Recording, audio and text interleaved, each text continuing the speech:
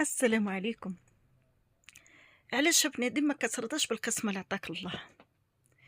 أي حاجة عطاها لك الله حمد ربي شكرو عليها.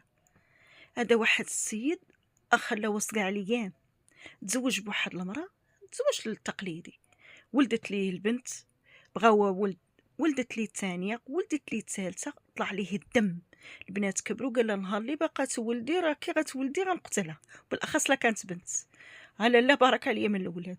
صافي المراه كبرات على الاولاد، قالت صافي نيست بان عمرها ما غتولد، صدقت حامله. وقبل ما تحمل كان يقول يا كون كان عندي الفلوس والله تنتزوج مره ثانيه وتجيب لي الولد. كيحماق على الولد، ما عرفتش شنو هاد النوع ديال الرجال اللي كيحماقوا على الولاد. الا ما ولدتيش ولد راه انت مش داكار. علاش هاد الميز كله؟ علاش ما عرفتي الخير فيه من؟ ما علينا.